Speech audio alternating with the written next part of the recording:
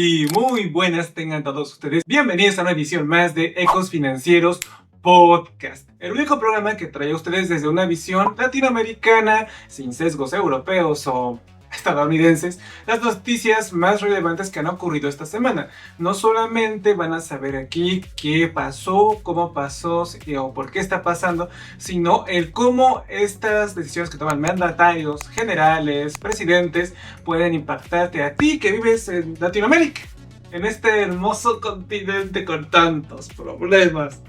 Básicamente lo que hacemos aquí es dar una visión desde el mundo latinoamericano, de cómo nosotros entendemos todos estos conflictos y de qué forma principalmente podrían afectar a la gente de esta región.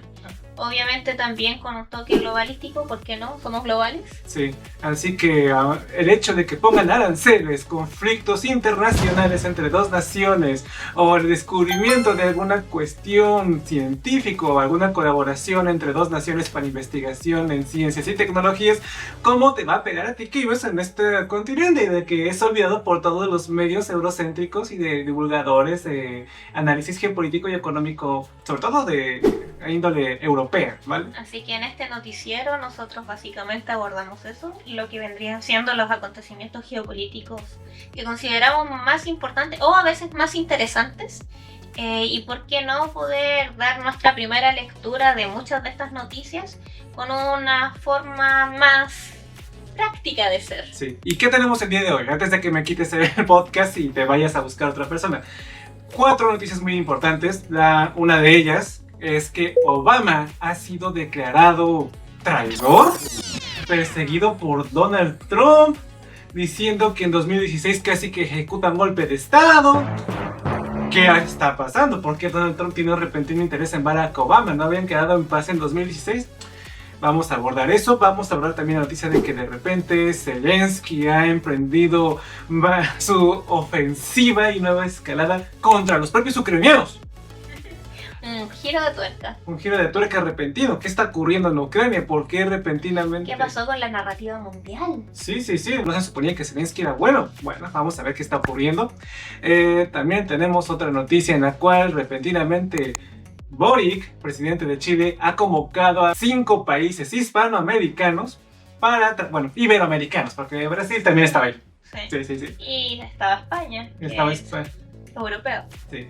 Y resulta que está queriendo hacer una especie de llamado a la defensa de la democracia. Pero en serio queremos creer que van a hacer un comunicado de vamos a respetar y cuidar la democracia, 5 mandatarios que gastan un boleto de avión, un hotel de lujo, cosas que podrían ser perfectamente desde su país solamente para...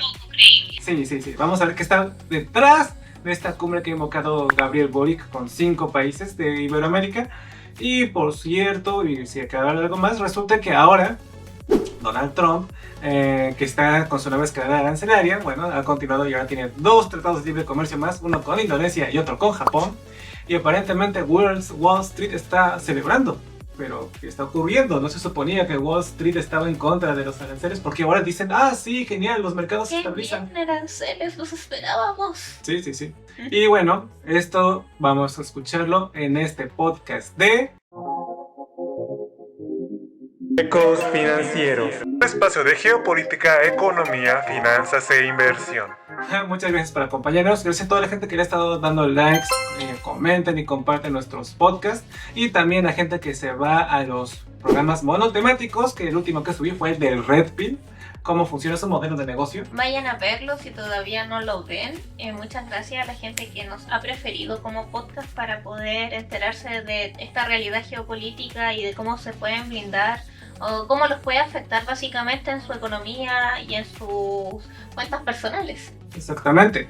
Y ahora sí que de repente cuando uno da estos análisis geopolíticos con una perspectiva realmente seria, nos encontramos con que de repente la plataforma te mete shadow ban. Por ejemplo, el último podcast que subimos estaba yéndole bastante bien y no sé qué encontró YouTube en el último podcast, de repente lo... Que de pronto de cientos de vistas lo dejó en 0 vistas. Estaba con un crecimiento hacia arriba y de repente ¡pum!, completamente plano. Y eso no es natural. No, eso no es natural. Eso normalmente tiene que ver cuando la plataforma lo interviene directamente porque hay alguna cosa, muchas veces política, que no quiere que se divulgue.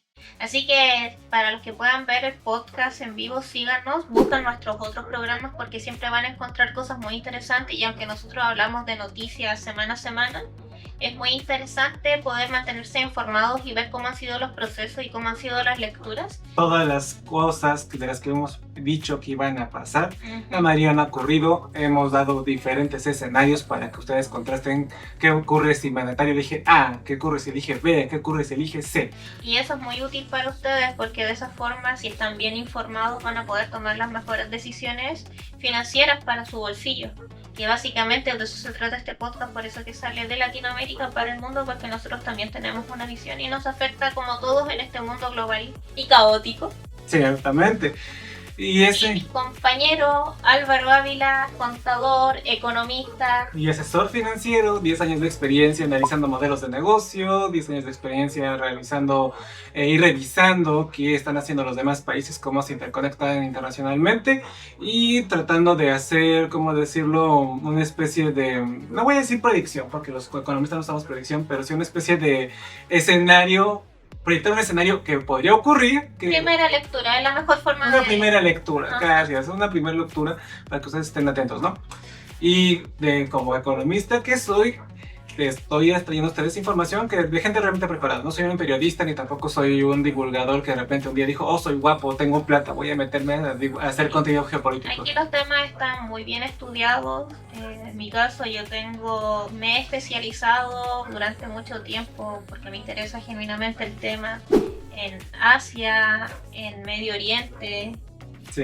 Que suelen ser lugares que son un poquito más olvidados, en África también, muy olvidados, pero que siguen siendo muy importantes para un escenario geopolítico porque necesitamos saber la historia completa de por qué están ocurriendo las cosas que están pasando. Y dejar esa visión tan eurocéntrica o occidentalizada. Nosotros de por sí no somos occidentales. Desde el punto de vista de ellos, no. No somos para nada. Somos el sur global, supuestamente. Sí, exacto. Entonces, sí tenemos, eso sí, ¿cómo decirlo esto? Un acercamiento a su mundo occidental, pero desde nuestra tribuna. Y eso es importante de entenderlo también. Sí. Aquí nos pregunta 602 si ya vimos que la Casa Blanca se dio con South Park. No hemos visto nada todavía. De hecho, como cuando preparamos el programa, siempre nos evocamos exactamente al tema que vamos a investigar, y investigamos qué hay detrás de todo ello para ver qué está ocurriendo detrás de las decisiones. Así que, sorry, no hemos estado al día. Entonces comenzamos con la primera noticia, que viene que ser que prácticamente cómo es posible que Wall Street ahora esté celebrando cuando Donald Trump anuncie nuevos aranceles a dos aliados bastante antiguos como son Indonesia y Japón. Wow.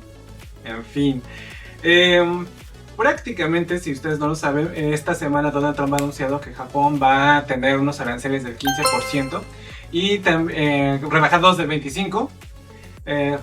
Tremendo favor, ¿no? Y que va a tener que hacer una inversión en Estados Unidos de $550 mil millones. ¿Cuánto? ¿Qué es mucho o es poco? Para poner una fábrica. Para eso les alcanza, ¿vale? Y mientras están haciendo esta inversión para poner la fábrica, que esto que produzcan en Estados Unidos esté libre de aranceles, porque esa es la idea, en ese proceso en el que van construyendo no les van a poner aranceles a Japón. Eso va a estar genial y va a estar increíble. El problema es que va para Indonesia, porque se confirmó el 15 de julio que va a tener aranceles de 19%. Y como parte del acuerdo, Indonesia se comprometió a comprar aeronaves, productos agrícolas y energéticos de Estados Unidos, y los productos estadounidenses no tienen aranceles. Esto es muy triste y como pueden ver, el bully haciendo bully, y esa ha sido la política y ha sido la tónica, porque Japón tiene con qué defenderse, pero en este caso un país como Indonesia, que también requiere de mucho esfuerzo, por así decirlo, resulta de que básicamente le compra a Estados Unidos sus productos estratégicos, energía, aeronáutica y granero. Para tener contentos a la gente que es la base republicana de Estados Unidos. y que pueda mostrar como, mira mi victoria, tu productor agrícola está siendo protegido con los aranceles trumpistas. Exacto, esos malvados indoneses se rieron de nosotros y nosotros les pusimos un 19% de aranceles, lo que es muy triste porque un 19% de aranceles para un país como Indonesia es demasiado, es mucho. Es mucho. ¿Y a cambio de qué? A cambio de nada. A cambio de volverse el cliente, que no pidió por cierto, o sea, es como una extorsión. ¡Cómprame o te golpeo! Básicamente. Esto es como un saqueo. Es como un pseudo saqueo. En todo caso, esto se está percibiendo como una victoria por los mercados internacionales. Si tú miras las bolsas de valores, ya no está bajando, sino que dicen, mira, ya se está estabilizando todo. Aquí la pregunta es, ¿por qué sería una victoria para las bolsas de valores? ¿No estaban en contra? Sí, pero dada la incertidumbre que está creando Donald Trump con su guerra arancelaria, prácticamente cualquier señal de que la cosa va a terminar se percibe como una pequeña victoria. Los aranceles son menos a los que habían dicho, perfecto, victoria. Y el problema es que mucha gente cuando quiere analizar si las decisiones económicas son buenas o malas, rápidamente van a la bolsa de valores y van y dicen, oh, mira, es una buena decisión, porque ahora la economía va hacia arriba, las bolsas crecen, todo perfecto, todo bien. El problema es que a Wall Street no le interesa que la economía de Estados Unidos crezca, le interesa obtener ganancias de las empresas en las que se invierte. Si bien hay una relación directa entre las empresas que están en Estados Unidos, que cotizan en su bolsa, y la fortaleza de la economía estadounidense, también es cierto que estas empresas son apátridas. O sea, si de repente les es más sencillo irse a Irlanda a poner su central, como creo que lo van a hacer. Lo van a hacer. Van a tratar de migrar a lugares que les ofrezcan mejores condiciones fiscales, exenciones y una forma de manejar su dinero con la menor cantidad de impuestos posibles, ¿ok? De hecho, esto ocurre precisamente porque cuando un mercado está inestable, ya sea por cualquier motivo, un conflicto bélico, ya sea por temas arancelarios como pasó recientemente, por una crisis interna de algún quizá producto estratégico, puede ser cualquier cosa. Los mercados entran en caos, se asustan, no les gusta la incertidumbre. Mientras hay incertidumbre, venga de donde venga de un desastre o de una muy buena decisión, siempre la incertidumbre va a ser mala y va a tirar los mercados. Y pueden tener muy buenas decisiones políticas o muy malas decisiones políticas, pero si esa decisión política les da certidumbre y les da seguridad, entonces el mercado va a reaccionar va a responder de forma positiva. Lo que no significa necesariamente que la medida que produjo todo este caos sea necesariamente lo mejor. Así es.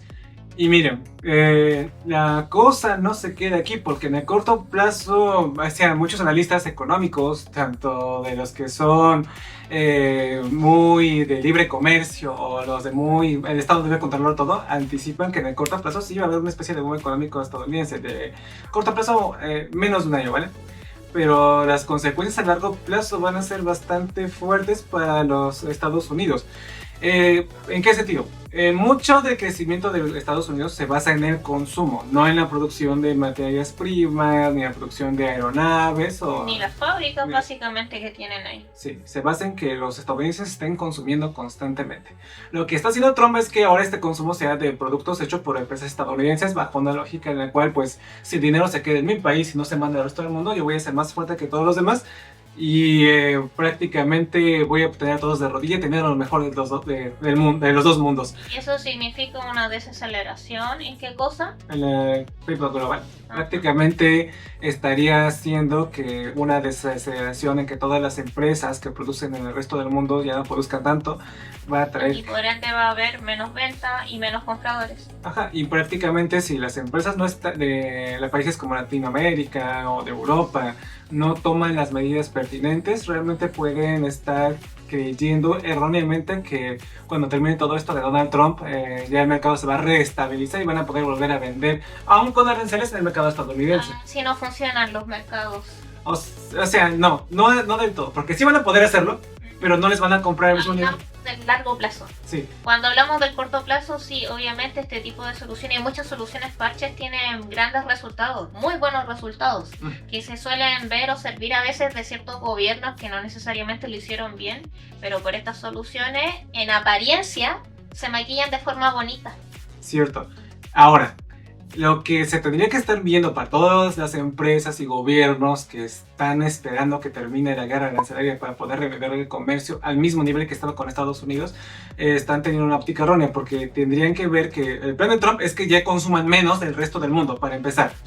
Si el resto del mundo, las empresas de otras naciones como México, Chile, España, Vietnam, quiebran, no le importa a Donald Trump, porque en principio lo que importa es American First, Estados Unidos. Sí, Estados Unidos primero. Y lo que se tendría que hacer en todo caso es tratar de presionar a los gobiernos para que les bajen los aranceles en menor cantidad posible. El mercado que van a tener y se va a perder porque los consumidores estadounidenses no van a volver. No van a volver. Es un mercado que ya está pues perdido, por así decirlo.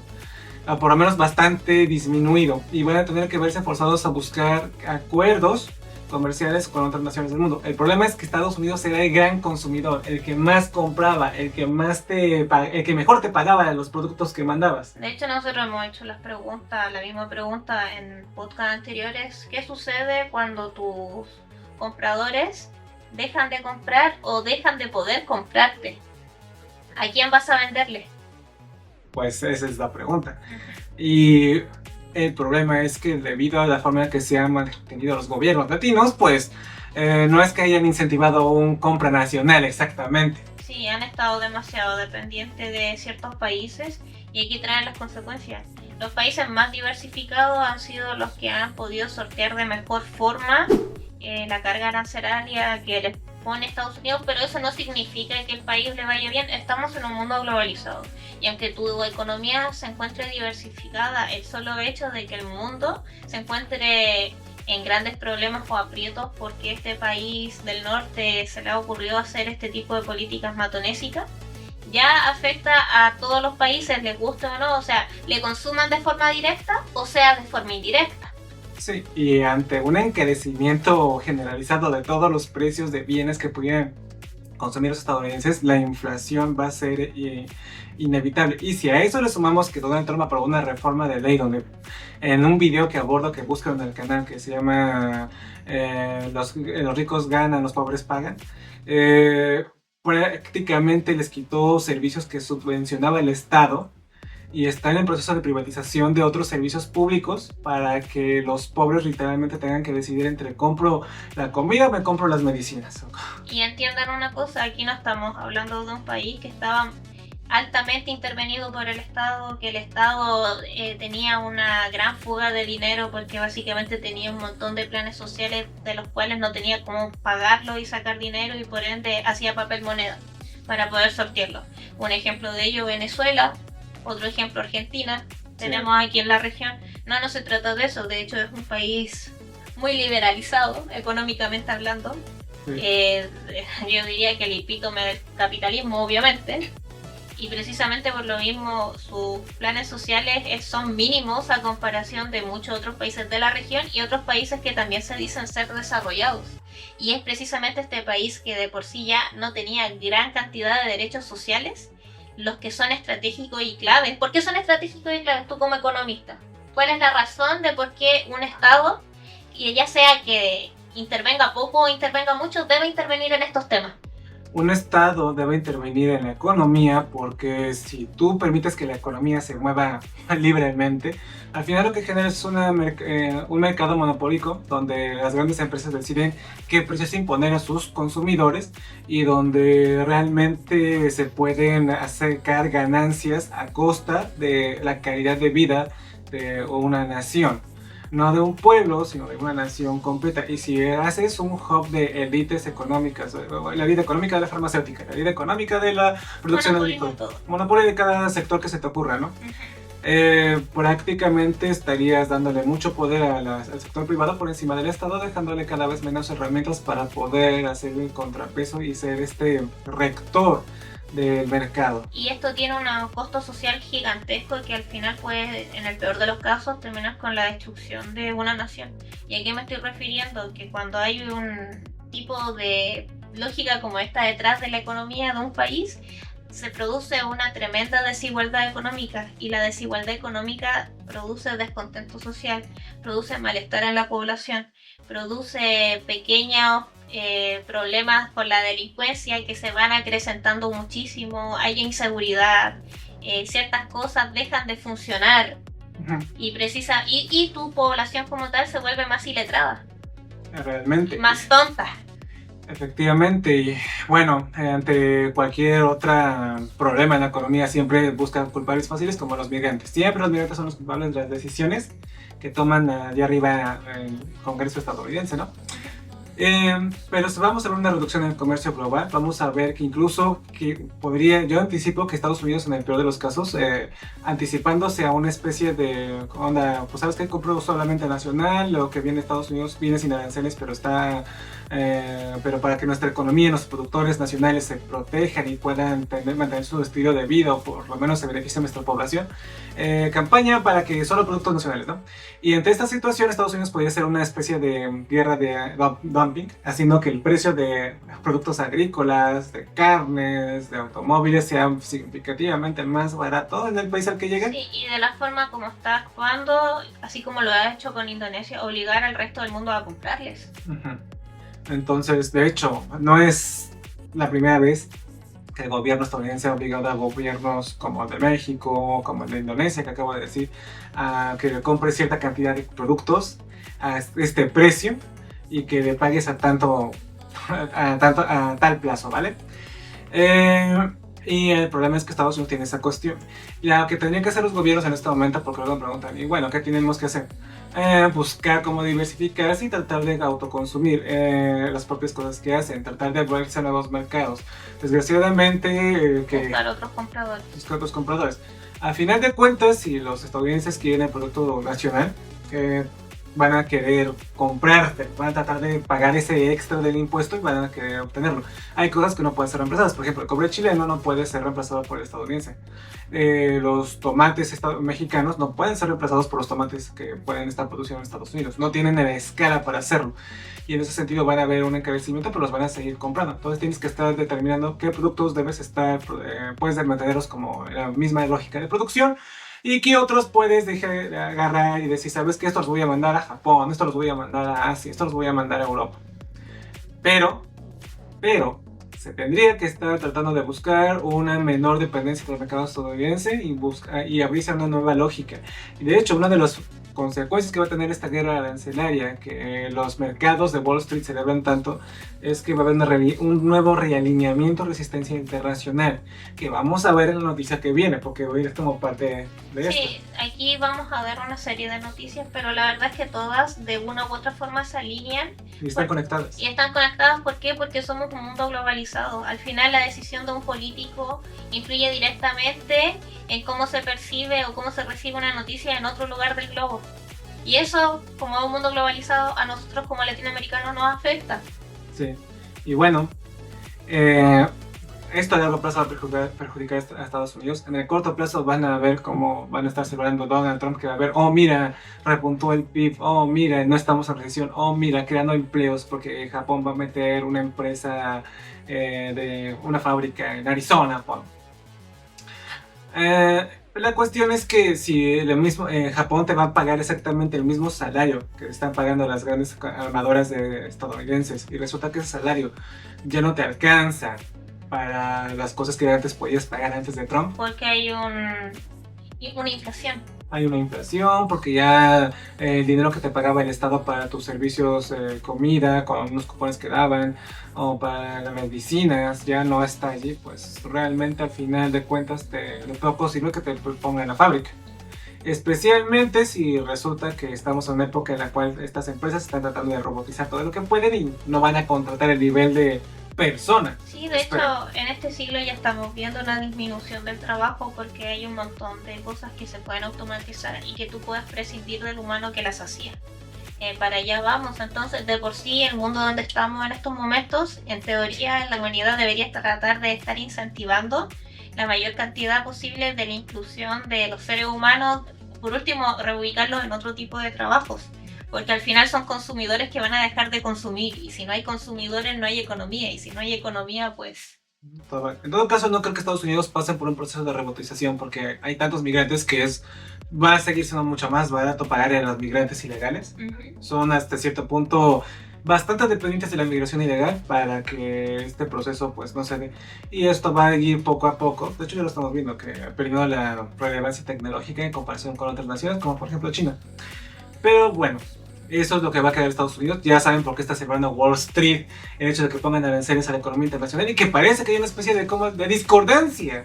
Sí, lo que podría ocurrir. En todo caso, esto es a muy corto plazo de la celebración del Wall Street.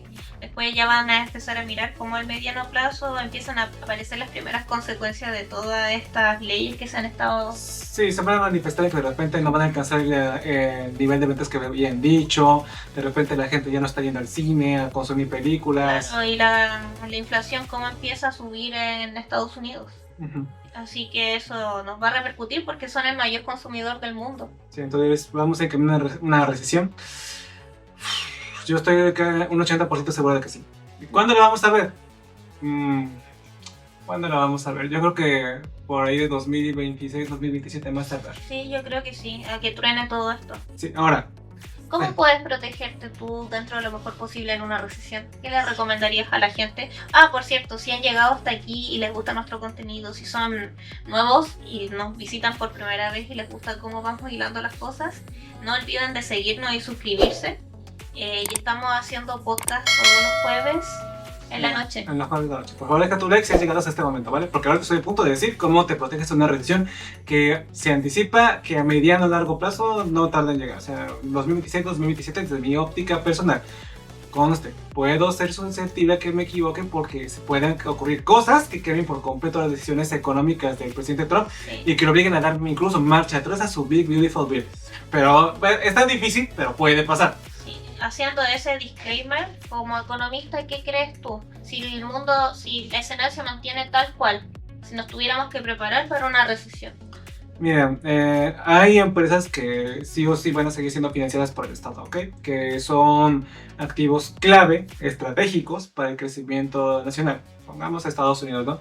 Todo lo que tiene que ver con OpenAI, esto de la inteligencia artificial, está siendo considerado un sector clave para no quedarse detrás de China.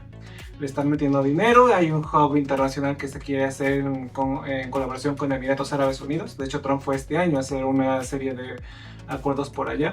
No solamente hizo negocios personales, también hizo algunas cosas para Estados Unidos. Entonces, el sector de inteligencia artificial realmente, bien siento que está un poquito sobrecalentado sus acciones. Como es un sector estratégico, le están poniendo dinero. ¿Crees que la inteligencia artificial sea una burbuja? En cierta manera... Como las .com. Estamos viendo síntomas que apuntan a que algunas empresas están teniendo esas clases de prácticas. Sí, significa que muchas empresas que básicamente están por solamente poner que es IA en cualquier producto que te ofrecen, ya es un contenido de alto valor cuando realmente no lo tienen, no funciona. Así que tengan cuidado para la gente que esté invirtiendo en inteligencia artificial porque es el gran boom. De hecho, esto ya lo vimos con la burbuja de los .com. Que cualquier cosa que le pusieras .com en el 2000 y decía, oh, una empresa de alto nivel. No estamos diciendo que todas las empresas tecnológicas no valgan la pena, pero para poder invertir en una empresa tecnológica tienes que mirar bien lo que hay detrás de la empresa tecnológica, qué tan claves son en el sector, cómo están innovando, de qué forma ellos van a surgir dentro de este mercado. Sí, también dado que pues Trump está dándole prioridad a muchos de sus, ¿cómo decirlo?, de los ultra ricos en Estados Unidos, podrías verificar quiénes financiaron la campaña de Donald Trump y ver si se siguen beneficiando, ¿no? Tesla me queda claro que ha recibido una gran bofetada. Francamente no me esperaba que Elon Musk llevara tan mal este juego de la política. Se comporta más como un niño que como un político. Sí, pésimo político. Lo reprobó completamente. ¡Reprobado! Sí. Pero estas empresas que son, como decirlo, claves, por ejemplo, está dándole a que las armadoras estadounidenses vuelvan a poner sus fábricas en Estados Unidos. Si realmente lo hacen y vas viendo que General Motors, Ford están haciendo una nueva reestructuración de su empresa, cosa que yo no he visto, por cierto, podrías pensar que a lo mejor esas podrían verse beneficiadas. Tienes que hacer un trabajo de investigación y ver qué empresas podrían seguir recibiendo financiamiento estatal de Estados Unidos, ¿no? Sí, y también hay otra cosa. Hemos hablado muchas veces de la confianza y lo que significa la confianza de un país y de un gobierno. Concretamente con Estados Unidos y concretamente con la gestión de Donald Trump, en su primer mandato, cosas como el TEMEC, ya demostraron de que su palabra no tiene valía. Entonces, si tú firmas un acuerdo el día de hoy siendo un gran empresario, como por ejemplo realmente llevar a cabo, de verdad poner una fábrica nuevamente de armadura de... Sí, es una ensambladora de autos. Exacto, una ensambladora de autos, que si es que él dice que quiere reelegirse, volviera a ser reelecto, no vaya a echarse para atrás y se le ocurra una cosa completamente diferente y tú quedes literalmente ahí Pues como está, ¿no? De ahí en las sombras. con cara de payaso, yo diría. Literalmente, no podría decirlo de otra forma, con cara Sí. de payaso ahí. Para no decirlo feo. Claro, te la jugó, porque así lo hizo con Canadá y México. Ya lo hizo la primera vez, entonces tenemos que pensar una cosa. Realmente los mercados y sobre todo la gente que invierte, que tiene mucha plata, la palabra cuenta. Y créanme que van a haber muchos países que tienen también sectores estratégicos y muchas personas también muy ricas que podrían hacer negocios que se la van a pensar a pesar de todo 2 veces antes de realmente tomarle la mano a Donald Trump si es que le ofrece algo que en apariencia podría ser atractivo. Ahora, otra cuestión, pon que no tienes confianza en la bolsa, no sabes cómo invertir y demás. Otra forma es que empieces a mantener ahorros más grandes para que generes liquidez en tiempos de crisis. Y si eres una persona que a lo mejor puedes tener la capacidad de guardar una habitación donde puedas tener un contenedor que sea hermético o incluso refrigerado, que puedas congelar cosas, no sería mala idea que te compraras una congeladora así grande, como las que ves en las tiendas, pero congeladora, no refrigerador, congeladora. Y te pongas a comprar alimentos para amarrar precios y los vayas congelando. Hay alimentos que pueden durar hasta años congelados sin que se te echen a perder. Por ejemplo, tienes que revisar exactamente cuáles, pero sé que las verduras cuando están congeladas duran mucho tiempo sin echarse a perder. ¿Por qué lo sé? Porque yo mismo lo hago. Paliar los tiempos de incertidumbre y de subida de precio. Sí, estacionarios sobre todo, mientras congelando frutas y verduras y carne. Se compra muy barato en la estación y luego se congela todo hasta que pasa el tiempo. Y ya descongelo conforme lo voy necesitando. Eso es en el caso de mediano, o sea, del corto plazo, la verdad. Sí. En el mediano plazo, traten de ahorrar, traten de capitalizarse lo mejor que puedan. Y si es que ustedes tienen la posibilidad ya sea de invertir en su propia casa, porque los materiales suben y la casa se deprecia mientras tú menos mantención le das, y en el fondo eso es un bien y es un patrimonio que tú tienes, hay que cuidarlo. Eso sería si es que en el caso de que tú tengas, no sé, una casa propia o una propiedad. Ahora, si tú tienes más solvencia económica, quizá capitalizarte y poder invertir eso en ciertos negocios que suelen ser más fáciles de resguardarse. Hay gente que se resguarda en el oro, otras personas que se resguardan en propiedades. Y encima de los tiempos de crisis son épocas en las que la gente empieza a vender propiedades. Entonces, tú puedes ver, por ejemplo, en el 2008, mucha gente no podía seguir manteniendo las hipotecas de su casa, entonces agarraron, decidieron venderlas y de repente los bancos se encontraron con una situación donde tenían una oferta muy grande de casas que no se pudieron mantener y les estaban rematando. Entonces llegaron los ultramillonarios, compraron esas casas y pues... la historia se cuenta sola. Sí, incrementaron significativamente su patrimonio, ¿no? No toda la gente tiene la capacidad de estar comprándose casas. Yo soy perfectamente creo en eso. Y lo que sí te puedo decir es que dependiendo de tu nivel de ingresos y de tu capacidad de ahorro es lo que te puedes proteger de una forma u otra. Pero si tienes la capacidad de invertir en activos que van a estar siendo protegidos por el propio gobierno estadounidense, que el propio Estados Unidos ha dicho cuáles son, tienes que hacer tu investigación. Si puedes amarrar precios en comida, si puedes agarrar y hacer que tu casa, que obvio antes de que suban los precios de los materiales, sí, la puedes tratar de arreglar. Optimizar, claro. Sí. Para que la plusvalía, cuando pase toda esta crisis, pues siga manteniéndose y siga creciendo. Entonces son formas de las que tú te puedes resguardar y defenderte desde tu trinchera contra esta inmensa de recesión que creo yo que está por venir. Ahora, no me quiero caer en error. Esperemos que no, esperemos que el economista se equivoque dentro de su sospecha, es lo que todos queremos de corazón, pero lamentablemente las señales del mercado parecen indicar hacia allá los vientos. Pueden cambiar porque por algo siguen nuestro programa de geopolítica, porque si es que el mercado cambia, si los vientos cambian, ustedes van a ser los primeros en enterarse en vivo aquí mientras nosotros estamos hablando y dando la información. Si crees que esto es útil, si te gusta cómo presentamos la información, no te olvides de suscribir y de seguirnos. Pueden dejarnos comentarios también. Sí, por favor sigan dejando su like. En fin, vamos con la siguiente noticia, que viene siendo relacionada con una consecuencia de esta nueva escalada que hace Trump. Y es que Gabriel Boric, presidente de Chile, de la nada, decidió realizar un encuentro con los presidentes de Brasil, España, Colombia y Uruguay en un congreso que se llamó Democracia Siempre, celebrado el 21 de julio. Sí, democracia. Uy, estamos a favor de lo bueno y en contra de lo malo. En esta reunión de 9 horas, donde se pusieron a trabajar en cosas que realmente la prensa no tuvo tanto acceso, no he visto un cubrimiento amplio, más allá de algunas cuestiones que son de paga. Aquí estamos viendo un halo de secretismo claro y a propósito. Sí. Claramente aquí estas personas que se juntaron, entre ellos mi presidente, no quieren que se sepa mucha información. Y ahora, ¿no es que salieron a dar una declaración en la pública? Sí, sí la dieron, porque pues, tienen que hacerlo, ¿no? Convence poco que me digan, es que queremos defender la democracia. O sea, de verdad, gastar un pasaje en avión, ir a mirar a la cara de otros 2-3 mandatarios y decir, somos de la democracia por siempre. O sea, yo de entrada diría, ¿en serio? O sea, tienes a 4 presidentes de 4 economías distintas y solo vas a decir, me estoy de acuerdo con tu idea. Además, miren las economías que invitaron. O sea, yo no veo aquí economías débiles democráticas. Sí. ¿Qué tienen en común Gabriel Boric, Lula da Silva, Pedro Sánchez de España, Gustavo Petro de Colombia y Yamandu Orsi de Uruguay? Bueno, los 5 presidentes son de tendencia izquierdista y en el caso de Boric, Lula da Silva y Gustavo Petro han tenido encuentros en los últimos meses en Pekín, en Brasil y ahora recientemente en Chile. Han tenido encuentros y no sensuales. Sí. Bueno, ¿qué dijeron oficialmente estas presidentes, no?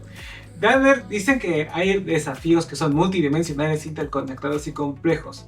Y en Santiago reiteran la necesidad de promover el multilateralismo renovado, más eficaz, incluyente y participativo. Impulsar reformas del sistema de gobernanza internacional, particularmente de las Naciones Unidas, que permitan recuperar su capacidad de acción y legitimidad frente a grandes retos globales.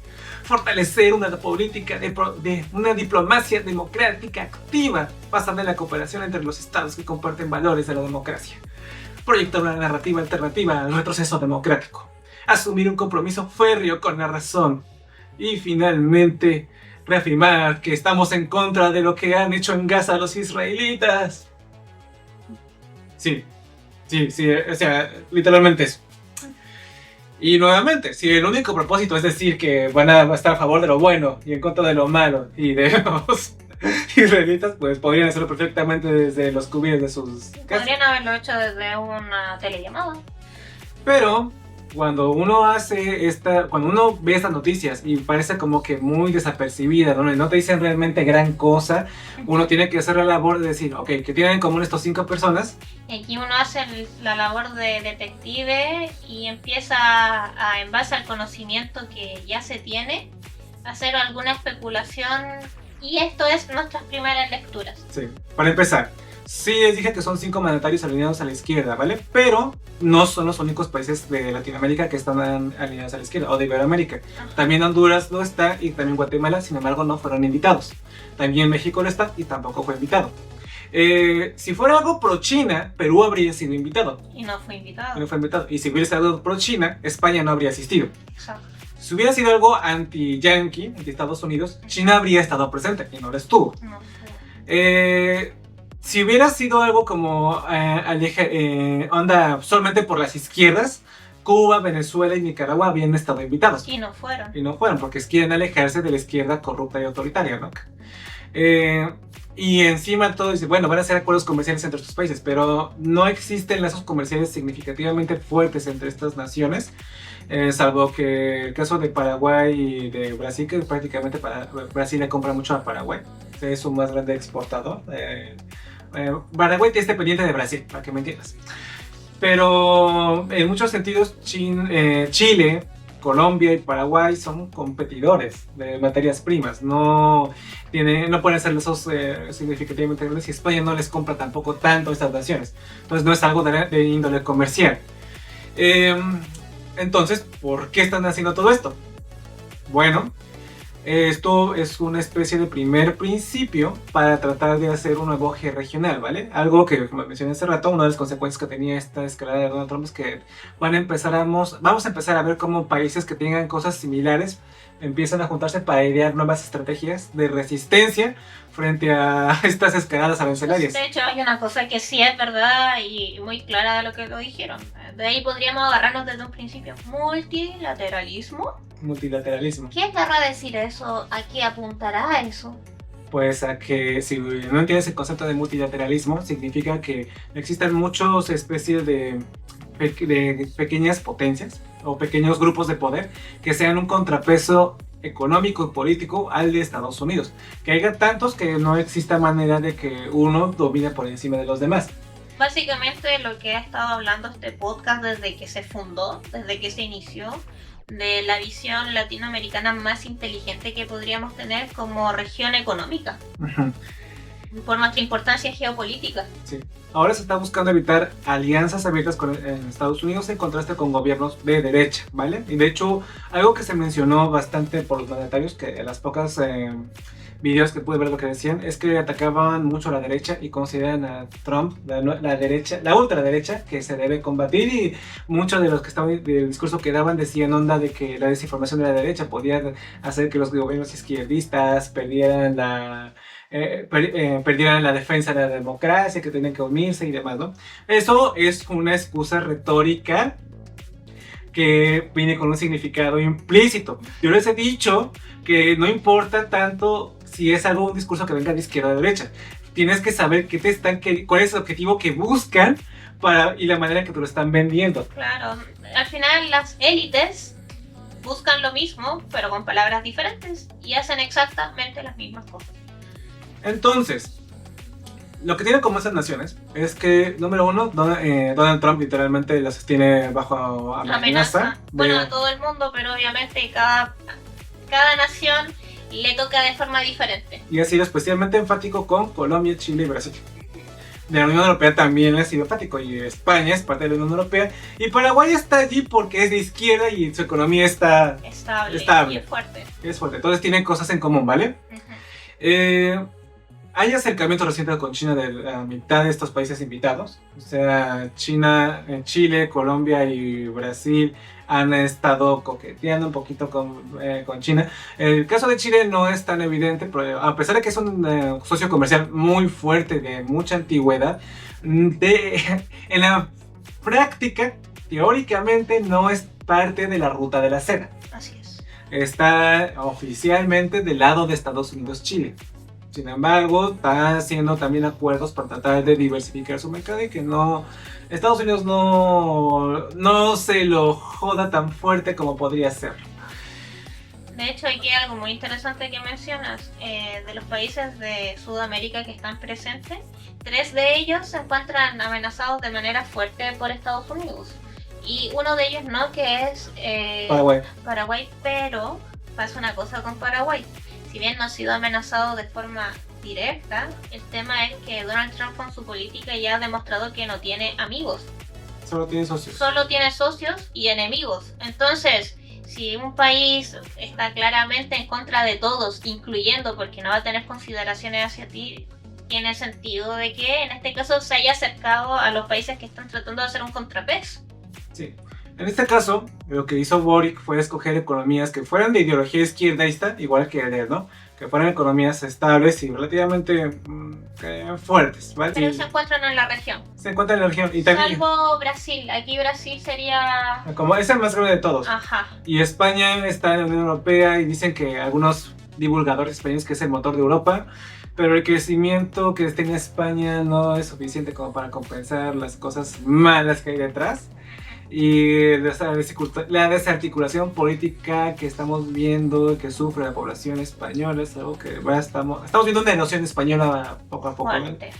Entonces, desde mi lectura personal, cuando yo revisé todos los discursos, cuando revisé qué tienen en común todos estos países, y viendo sobre todo la agenda, ¿cómo decirlo?, electoral que tienen estos países, resulta que en este año Chile y Brasil van a tener elecciones. Sí. Brasil el 4 de octubre y Chile el 16 de noviembre.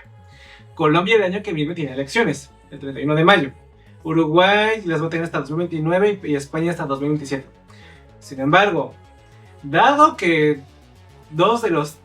tres de los 5 invitados son izquierdistas y van a tener elecciones pronto, desde mi punto de vista personal Y perspicaz. y perspicacia, puede estar equivocado, pero ya ha habido tantos ejemplos que me da la sensación que realmente se reunieron para tratar de buscar hacer acuerdos de financiamiento internacional para partidos izquierdistas. Onda de que si van a haber elecciones presidenciales pueda llegar a lloverles dinero desde Brasil, Colombia, Uruguay, España o Chile para partidos izquierdistas y que puedan mantenerse en el poder más tiempo. Esto es especialmente importante para Lula da Silva, ya que Bolsonaro ha estado recibiendo un apoyo inesperado de Donald Trump. Ya salió Lula da Silva a decir somos un país soberano y no te metas en mis problemas.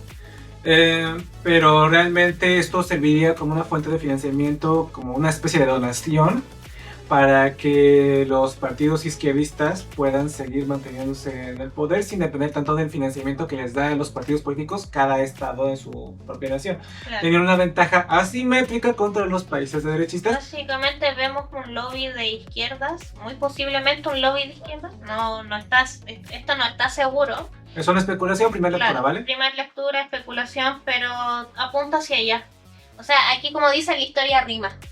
Y otra cuestión, ¿por qué les interesa esto? Porque también es, dado su ataque a lo que consideran la derecha, la desinformación, que la ultraderecha puede ser con el poder, ellos están apuntando que sus competidores podrían ver el financiamiento de intereses de otra nación a la que le interese que sean pro Estados Unidos, ¿no? Uh-huh. Entonces que eso se disfrace como ultraderecha y honestamente Estados Unidos se han financiado partidos y campañas políticas en todas partes del globo, igual que lo ha hecho Rusia.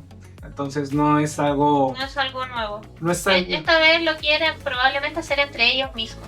Sí, y honestamente creo que si vamos hablando de financiamiento de dinero para tratar de mantener el poder y ser como que neutral entre los Estados Unidos, yo creo que esta es la jugada política más inteligente que pueden hacer de momento.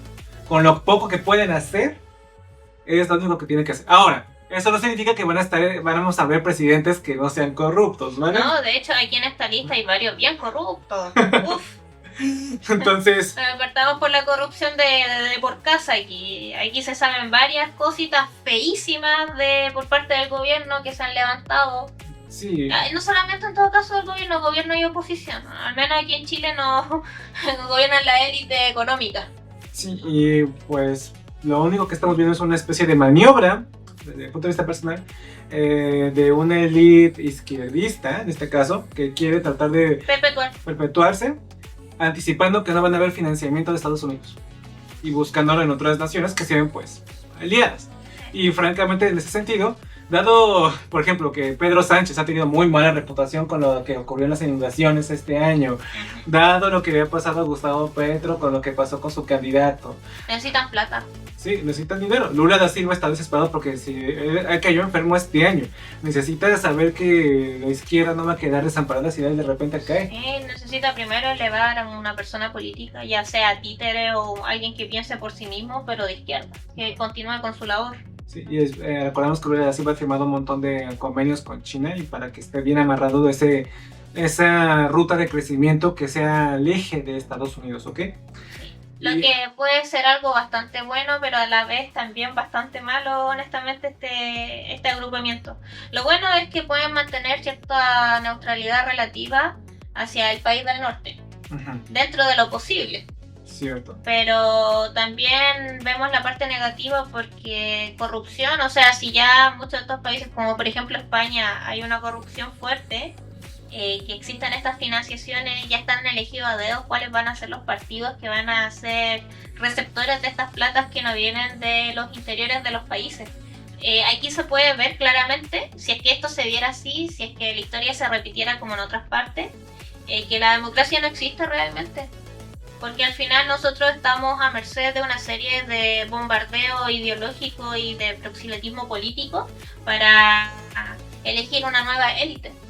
Realmente sí, y la verdad es que la democracia en la práctica funciona de que la persona que puedas acordarte su nombre es la que tú estás más proclive a votar. Claro. También si tu partido es capaz de pagar a suficientes personas para que voten por ti, también es más probable que ganes. También el desprestigio, si tú tienes más dinero para ser capaz de desprestigiar al contrario, entonces vas a recibir mucho más votos en favor de ti. Ahora, que puedes hacer eso no significa que vas a ganar. Veamos el caso de Argentina en las últimas elecciones. Javier Milei, cuando llegó a la presidencia, se bancó una deuda increíblemente fuerte porque la izquierda kirchnerista hizo básicamente endeudó al Estado para meterle tanto dinero a la campaña que le fuera casi imposible a Javier Milei tener la victoria. Aún así perdieron, lo cual es un descarado político increíble, y le dejó la deuda a Javier Milei. Es algo injusto porque tenía que ser cargada para estas élites izquierdistas en Argentina. Sí, tenía que haber sido eso, pero realmente como gobierno argentino pues tiene que quedarse con la deuda porque es su soberanía y su respeto y su... O sea, básicamente lo que asume cualquier mandatario, sobre todo cuando hay crisis interna dentro de un país. Cierto. La realidad es que nosotros quisiéramos que todo estuviera limpio y que no fueran cochinos, pero no es así. Ciertamente. Y bueno, esa es la noticia que incumbe a Latinoamérica, que no se cubrió tanto, que pasó muy de noche, que francamente me tomó bastante tratar de averiguar por qué se reunieron, porque... Sí, pero insistimos, esto es una especulación, una primera lectura. El tiempo nos dará la razón o nos desmentirá. Sí, si estás de acuerdo o en desacuerdo conmigo, por favor déjalo en los comentarios. Ahora, si estás llegando hasta este momento y me estás escuchando en podcast diferido, por favor no olvides dejar tu like. Si estás en vivo y no has dejado tu like, por favor deja tu like, ya llevas aquí casi una hora, no inventes. En fin, ahora la siguiente noticia. Zelensky contra los ucranianos. Pero no que era el bueno. Sí, o sea, que no habíamos aquí en este podcast le hablábamos la valentía de Zelensky. Sí, hemos alabado su valentía, hemos hablado de la buena gestión que ha hecho respecto a darle un pare a Donald Trump, hemos hablado de que ha defendido a uñas y dientes su posición política contra Rusia respecto a que nuevamente los rusos no incumplan un acuerdo entre ambas naciones.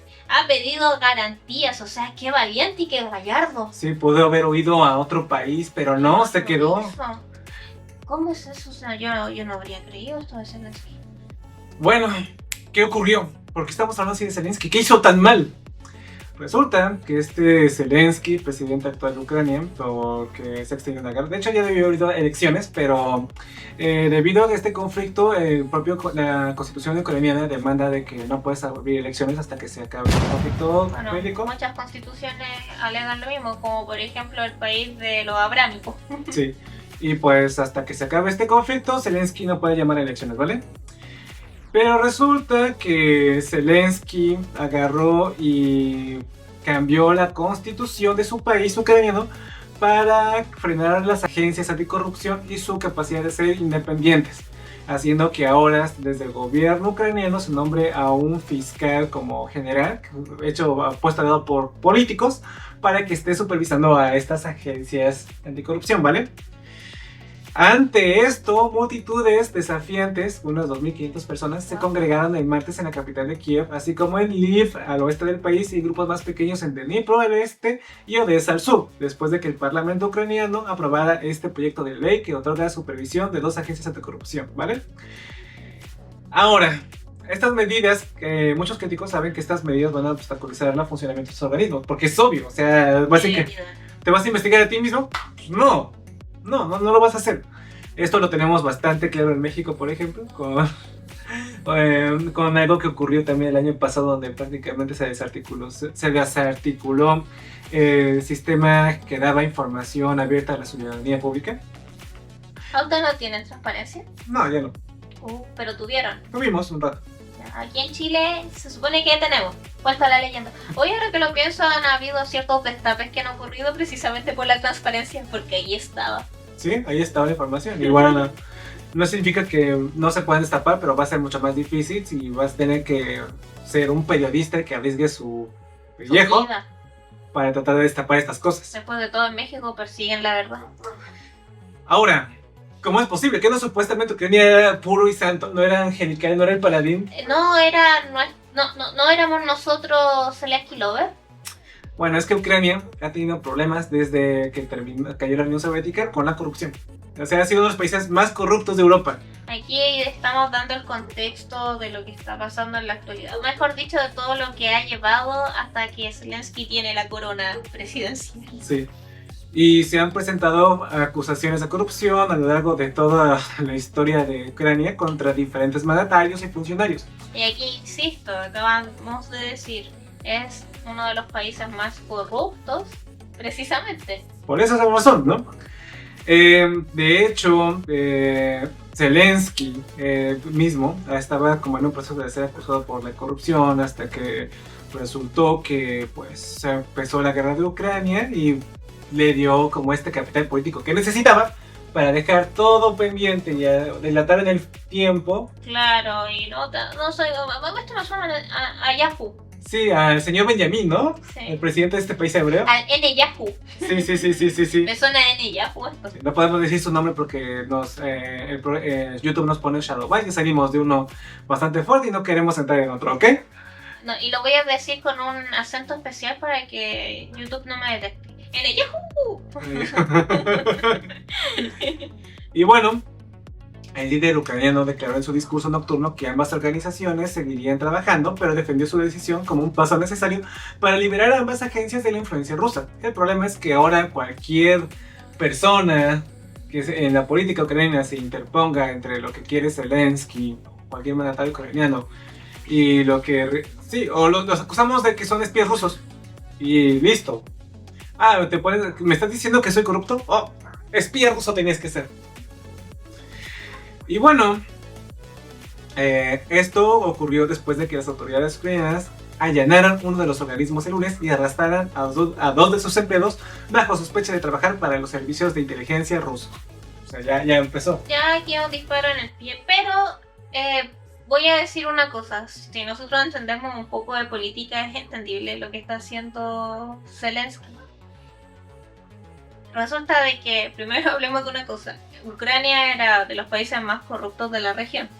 Ya, partamos por ahí. Siguiente, resulta de que político que llega al poder, político que roba. Honestamente, yo no creo... Deben haber muy pocos políticos en el mundo que de verdad deben estar limpios y es por el pueblo, para el pueblo. Entonces, si me dicen que él era corrupto y que anduvo robando cosas por ahí, te lo creo. O sea, en realidad lo creo de cualquier persona, de cualquier presidente. Lo mínimo. Ahora, independiente de que tú seas un ladrón o no, de que te convenga para tus intereses personales o no, el tema con la guerra de... hasta ahí. Ajá. Sí.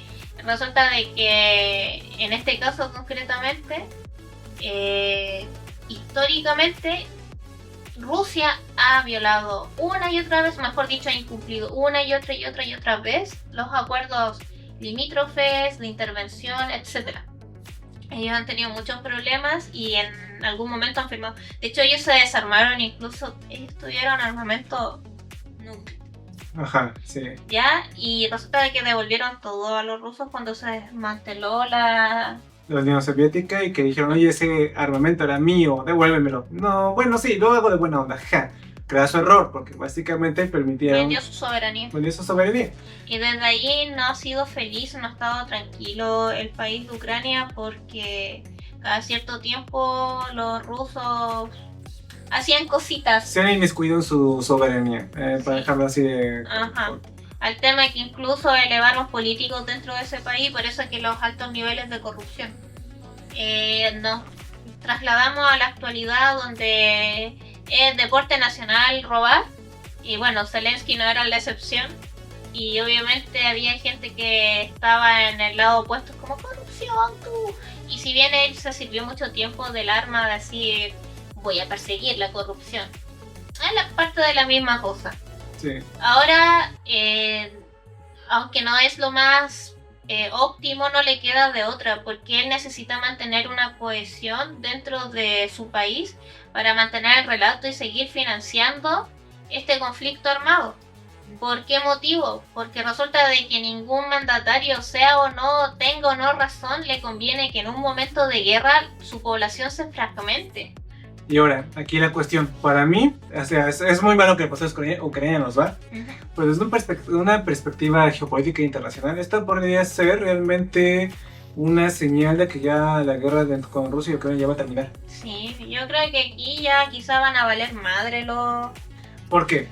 Porque lo que está haciendo Zelensky es que amarrar situaciones en las cuales él pueda protegerse a sí mismo de cualquier cosa que pueda salir cuando termine la guerra.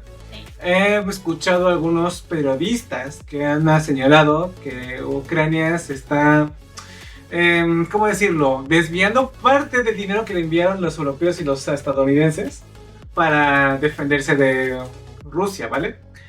Que lo estuvieron tergiversando y que se hicieron ricos a costa de este conflicto bélico. No hablemos tanto de esto, mira, ya estábamos con Shadowban. Pues bueno, dejemos... Yo creo que vamos a dejar hasta aquí. Voy a hacer un breve resumen. Vamos a cambiar los nombres para que se entienda. Estamos hablando de un conflicto armado que está ocurriendo en... afecta a los europeos y a Asia. Sí, lo que vamos a ver con Putin y Zelensky, Ese conflicto. Han habido problemas de corrupción en el país que se defendió de los rusos. Han habido muchas acusaciones dentro de la población, disidentes que han alegado el tema de la corrupción del presidente de este país, antirruso. De la bandera azul y amarilla, de ese.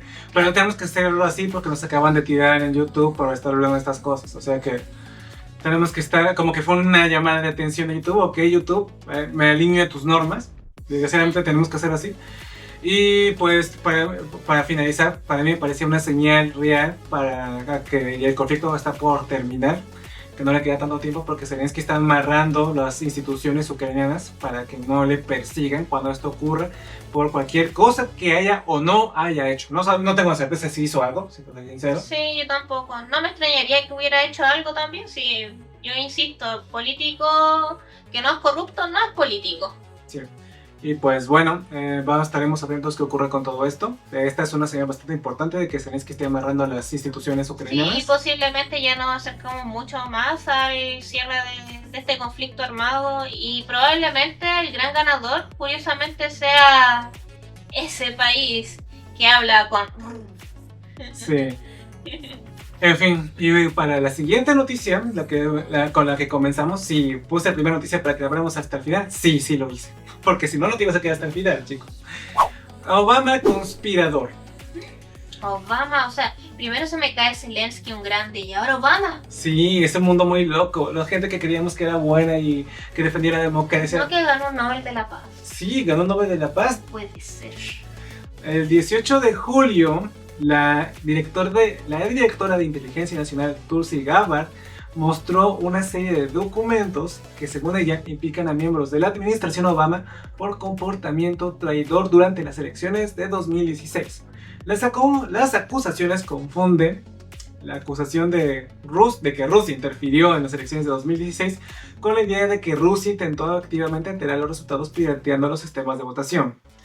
Esto se reduce a que como Obama... Vaya, también... Parece que tampoco puedo hablar de Obama. Parece que no. También lo tiro a cámara.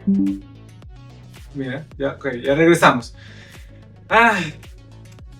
Miren, chicos, uno quiere hablar de estas cosas. De verdad, quiere hacer estas cosas. Necesitamos dar el contexto porque es la única forma que ustedes entiendan cómo se está manejando la política en este momento.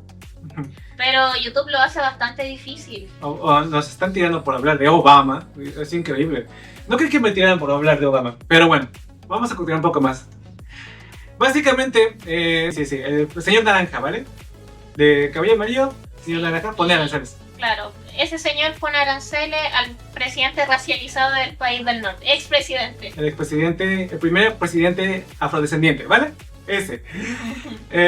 Resulta que lo está acusando de que como interfirió de alguna manera, acusando a Trump de poder estar implicado con los rusos, que eso ya hacía como una especie de pseudo golpe de estado en 2016 y que tenía derecho a investigar a Obama para tratar de ver si era o no traidor, ¿vale? Me recuerda un poco cuando hizo el asalto al Capitolio del señor Naranja. Y bueno, el domingo Trump publicó un video generado por inteligencia artificial con imágenes de la sesión que tuvieron, solamente tuvieron un encuentro Obama y Trump, ¿no? Ya, sí. En ese momento. Y Trump publicó un video con ahí donde muestra agentes del FBI irrumpiendo en su oficina, sacando a ese presidente de color de 2016 de su silla y esposando al caer de rodillas. Algo de muy mal gusto, pero lo hizo. ¿Por qué? Porque puede. Porque puede. En el video Trump observa con una sonrisa su himno de campaña en YMCA, ¿vale? O sea, desde YMCA. Y bueno, ¿por qué ahora? O sea, durante casi 9 años no se metió con Obama, desde que lo dejó en paz, ¿no? Yo pensé que estaban reconciliados. Sí. De hecho, han salido fotos donde están como que juntos en diversas ocasiones. Ya con un Obama más canoso, eso sí. Juntos pero no revueltos. Eso me queda claro ahora. Sí. Y aquí está la razón por la cual YouTube puede que esté queriendo tirarme. Recuerdan que hay un señor que se desuscribió del planeta llamado Epstein, ¿ok? En una isla. Fue gran amigo del señor Naranja. Y Le invitó a su famosa isla y a su fiesta. fue amigo personal durante décadas. Sí. Hicieron una investigación con este señor Epstein. Desgraciadamente se desuscribió, así que... Pero la investigación continúa, ¿no? De quién estuvo implicado. Supuestamente tienen que liberar esta investigación. ¿Qué está pasando? Bueno, resulta que el Congreso estadounidense que exigió... es el Partido Republicano del propio Trump, exigió que se liberaran los archivos y que mostraran... que Tiene estaban... para mí mucho sentido que ese partido lo haya exigido porque Trump y el trumpismo irrumpió en este partido. Es que yo diría que en estos momentos en Gringolandia hay 3 partidos. Está el trumpismo, está el Partido Republicano. Demócratas. Sí, los demócratas, perdón. Sí. Y bueno, dado que exigieron, ¿cómo decirlo?, estos documentos, pues básicamente el señor Naranja quiere algún tipo de forma para desviar la atención. De hecho, ha estado haciendo varias cosas bastante hilarantes últimamente. La última vez se reconoció enfermo. Algo muy extraño, sobre todo tratándose de un mandatario, porque un mandatario siempre tiene que demostrarse fuerte. Es una muy mala señal política cuando hablamos de una enfermedad. Sí, pero, a modo de ejemplo, supuestamente Biden ocultó que tenía un problema serio de salud. Y Trump hace un par de semanas anunció que tenía un problema con las venas, básicamente. Sí. Que onda como que tengan De hecho, consideración. Nosotros lo dijimos en uno de los podcasts anteriores como noticia y lo mencionamos no porque la enfermedad de Trump vaya a afectar directamente tu bolsillo, Sí. pero resulta de que es una noticia que hay que seguir porque son señales que están mostrando de que están tras otra cosa más interesante. Ahora, ¿qué es lo que a nosotros nos interesaría de todo esto? Que en un principio creímos de que Donald Trump había tenido un control absoluto sobre el partido republicano. Claro que, o sea, el trumpismo había arrasado y había reemplazado todo. Y al parecer hay algunas personas dentro del mismo partido que están agarrando fuerza. Sí, y que están siendo capaces de influir desde su tribuna, que en este caso sería ¿qué cosa? En este momento lo que pidió que se liberaran los archivos fue el Comité de Supervisión de la Cámara de Representantes, y que el cual citó al Departamento de Justicia para entregar estos archivos relacionados. Lo que significa esto que si ellos llegaran a tener nuevos aires y poder retomar el control del Partido Republicano, acuérdense que Estados Unidos es un país que es solo 2 partidos, no hay más. O sea, existen pequeños partidos, pero siempre el país del norte, los ciudadanos eligen uno o al otro. De hecho, no es la primera vez que Trump embate contra Obama. En 2011 él lideró una campaña que decía que él no era estadounidense, que él había nacido en otro país, y quería una campaña en la cual obligaba a Obama a mostrar su acta de nacimiento. Cosa que sí hizo, por cierto. Sí, pero trata de no nombrar tanto el señor O porque ahí fue cuando nos tiró. Ok. Y pues, esta teoría conspirativa que está sacando actualmente el señor Naranja es el que está usando como pantalla, porque aparentemente dicen fuentes internas que han salido a dar como que información así sin dar su nombre, que el señor Naranja está bastante nervioso, muy nervioso por todo lo que se puede salir de ahí. Hay fotos también que hicieron esta semana donde se muestra a este señor que empieza con la letra E y que estuvo presente en las bodas, una de las bodas que tuvo Trump con una de sus esposas, ¿vale? Entonces, aparentemente, no sé, mira, no me sorprendería que lo hubiera hecho algo. No me sorprendería. No se puede probar, pero honestamente no me sorprendería. Si se sabe que se encontró ahí, probablemente podría dinamitar su capital político. Sí. La cosa es, ¿qué cosas podrías haber hecho como para que, vaya, no quieres saberlo? Ahora, curiosamente, también dijimos que el presidente de la Nación de las Barras y las Estrellas tiene una especie de inmunidad a cualquier cosa que haga dentro de su administración, cosa que fue aprobada por la Suprema Corte de Justicia el año pasado. El problema es que esto no lo hizo dentro de su mandato, lo hizo antes. Así es. Así que eso no puede... Por ahí podría ser el verdadero problema legal. Ese es el problema legal. Y ahora, ¿puede indultarse a sí mismo? En teoría, por lo que estuve viendo, no puede, porque esto no lo hizo dentro de su administración. O sea, fue antes. De modo que por ahí podrían sí, derribarle. Por ahí pueden pisarle la cola. O a lo mejor podríamos estar viendo en el país del norte que ha habido un lineamiento entre los demócratas y los verdaderos republicanos. Para derribar a al ala trumpista, ¿no? Sí, quizá estamos viendo eso. ¿Y qué significa para ti que si que esto fuese real y si que realmente lo consiguieran? Pues habría más estabilidad en el país del norte. Hay ciertas cosas que muy seguramente se revertirían. Ciertamente. En todo caso, vamos a ver el fin de esta teoría conspirativa. No, Trump la va a seguir usando hasta que le sea conveniente, tratando de desviar la atención de un lado al otro para que la gente no le pregunte. Va a inventar un ataque, otra enfermedad o cualquier otra cosa. Sí. Y bueno, al final de cuentas, vamos a ver qué ocurre con esto. De momento está bastante, ¿cómo decirlo?, fuerte el asunto, al punto que YouTube me trató de derribar 4 veces para hablar de este tema. Sí, 4 veces. Y no, pues nada más quédate con las primeras 2 partes que pudimos dejar de luz, porque que nos hayan derribado 5 veces no es normal. No es normal. Entonces, pues bueno, es la cosa que pega aquí el canal, ¿no? En fin, esperamos que les haya gustado la emisión del día de hoy. Gracias por acompañarnos en este momento. Desgraciadamente, uno tiene que estarse alineando a las políticas de una plataforma que no es de nuestra propiedad. Y si queremos crecer y llegar lejos, no solamente como... Tenemos que alinearnos lamentablemente a lo que la plataforma permite. De todas formas, cuando nosotros podamos crecer más y tener ciertas ventajas dentro de la plataforma, como hacer los miembros y todo eso, si ustedes quieren escuchar nuestro análisis completo y sin filtro, vamos a generar ese tipo de información. Pero para eso necesitamos que nos compartan, que spameen, que si tienen un conocido que le podría interesar esto, se le comparte el video. Sí, desgraciadamente un podcast que empieza no tiene la suficiente fuerza como para estar por encima de la shadow ban de YouTube. Así es. En todo caso, yo dependo en este momento bastante de que la gente vea mis podcasts, que gente nueva me vaya encontrando. No tengo 100,000 suscriptores o millones de suscriptores, no soy Triline, no soy... Así que primero ayúdennos porque vamos a poner una primera meta. Llegar a los 1000 suscriptores de aquí a fin de año. ¿Podríamos conseguirlo? Sí, claro que podemos conseguirlo con su ayuda. Si ustedes nos ayudan, claramente vamos a llegar a los 1000 suscriptores. Si no nos ayudan, es bastante difícil. Este contenido es hecho con una óptica bastante pragmática. Toda la información que tenemos está bien investigada, está bien conectada y viene con contexto, que es lo importante para que entiendan por qué está pasando todo esto. Claro, y si quieren nuestras fuentes, también publicamos nuestras fuentes. En fin, gracias por acompañarnos. Esto ha sido todo. Esto fue Ecos Financieros. Soy Álvaro Ávila, Mari Carmen Rojas. Y esto fue la edición del no sé cuántito, porque creo que ya era es el 13, ¿no? ¿13? ¡Wow! Número...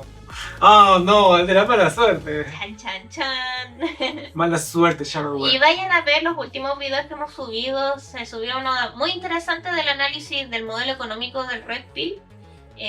Algo que espero que le pueda servir a muchas personas. Y eso básicamente, así que nos vemos. ¿Algo más que decir, compañero? Que el siguiente video va a ser sobre el problema de gentrificación en México.